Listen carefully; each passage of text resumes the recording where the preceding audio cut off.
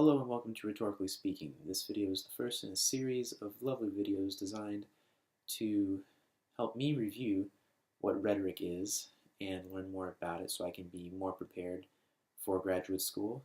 And it is also designed so that everyone else can review what rhetoric is with me.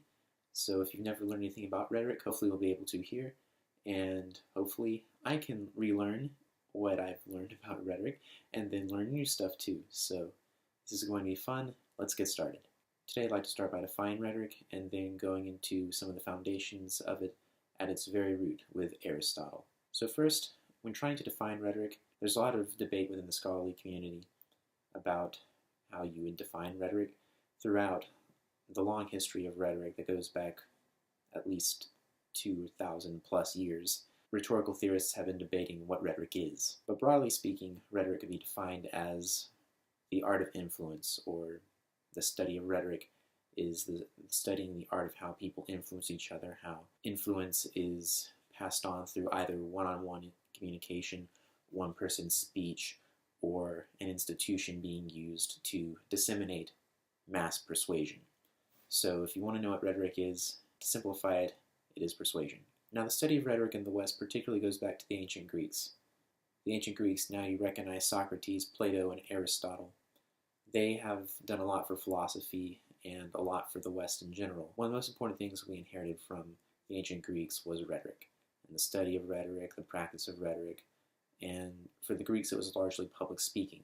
So when you look at the Greeks and you look at the early study of rhetoric in the tradition that passed down through the West, then you'll see a lot of emphasis on public speaking. You'll see a lot of emphasis on the speaker and the practice of actually doing speaking. And when you have a culture like ancient Greece was, one that was focused on heroes, focused on the guy who would stand up and go, rah, rah, rah, then it makes sense as to how that would then proceed to go down through the Romans and then into the West.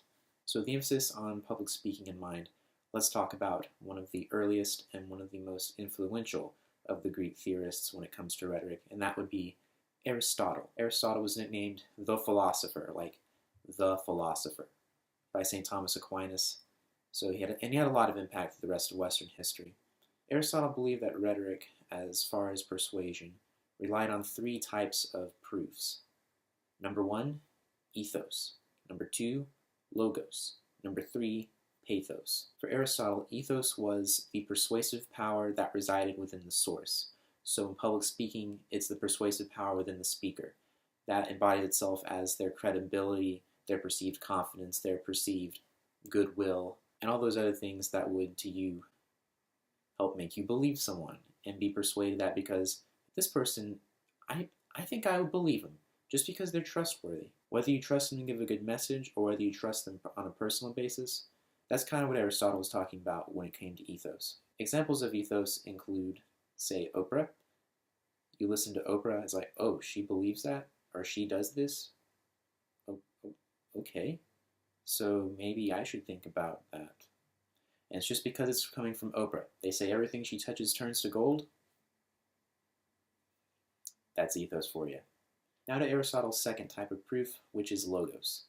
Logos was what Aristotle thought was the most important. That's what he valued the most. That was the type of persuasion that he thought was the most important and the best. Logos is persuasion in the message. So the persuasive power of the message itself. One of the things that we get from ancient Greece is logic.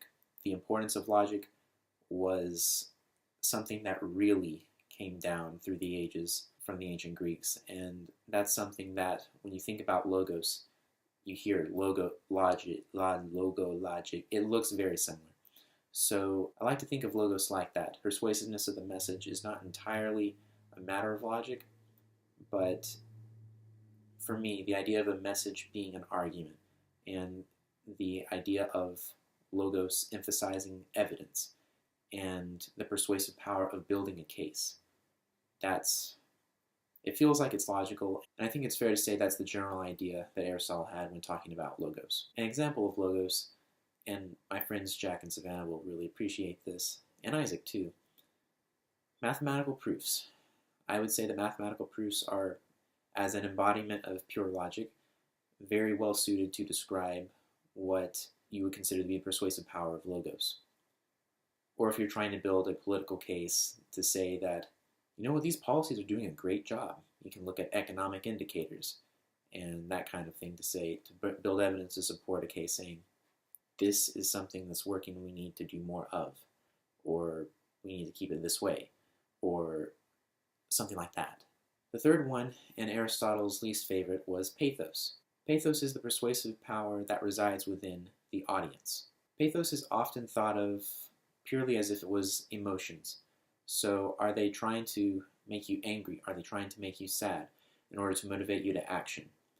And one of the things to keep in mind when talking about a pathetic appeal, and that is how you say pathos in that form, pathetic, pathos, pathetic.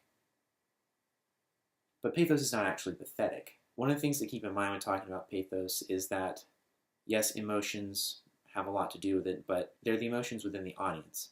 And that's what the speaker is trying to get at through either something that they do, something that they say, an example that they use to try to excite the passions within the audience, or to try to control how you feel. And that's something for audiences to keep in mind.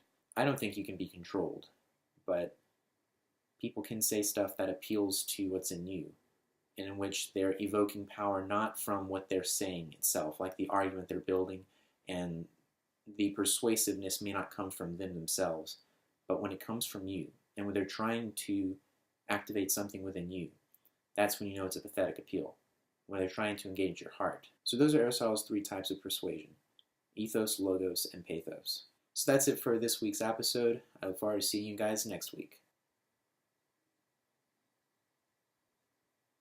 Which came first, the pancake or the syrup? I'm just kidding, that's a rhetorical question.